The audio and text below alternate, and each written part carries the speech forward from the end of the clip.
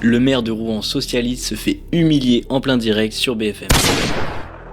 De l'instrumentalisation. Non. Qui a brûlé la synagogue à Rouen? Un monsieur. Pour remettre un peu de contexte, le maire de Rouen est venu chialer sur le plateau de BFM pour dire que la police est très violente avec les jeunes délinquants et que donc il ne faut surtout pas voter pour le Rassemblement national car c'est eux les responsables de la violence. Pour justifier ses propos, il va utiliser l'exemple d'une synagogue brûlée dans sa ville et vous allez voir qu'il va se faire enclencher par tout le plateau. Pour une fois que BFM soutient la droite, moi je dis chapeau. Enfin, je suis très Vous êtes sérieux. un peu apprenti sorcier en disant ça. Pas du tout. Non, Moi non. j'ai une synagogue qui a Moi, je brûlé il suis y a pas d'accord si avec longtemps. Et c'est à cause de Je sais qui comment ça se passe entre la police et les quartiers populaires. Qui a brûlé la synagogue à Rouen? Un monsieur.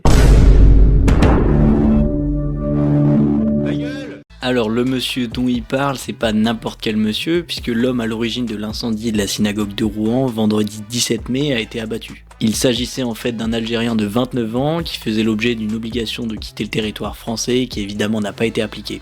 Ça n'a pas été énormément diffusé dans les médias, tellement ce genre de fait se passe régulièrement que ça n'intéresse plus grand monde. Mais bon, selon le maire de Rouen, visiblement c'est la faute du Rassemblement national. Et il vient d'où et pourquoi il a brûlé la synagogue?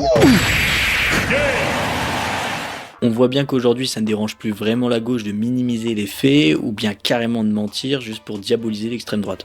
L'extrême droite nous explique que c'est la faute des migrants, que c'est la faute des étrangers, que c'est la faute des Les juifs musulmans. qui ont été Et agressés que tout en cela- France récemment, c'est pas l'extrême droite, vous le savez aussi. Oui, Jamy, c'est écrit dans le Coran. Il faut savoir que cette idéologie, elle se retrouve dans le Front populaire, qui est estimé à environ 30 à 35% d'intention de vote pour les élections législatives, donc personnellement, je trouve ça assez inquiétant.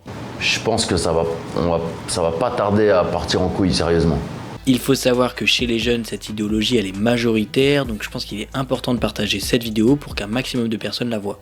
C'est clair. On est tous dans la merde. Si jamais tu veux soutenir mon travail, le meilleur moyen, c'est de t'abonner.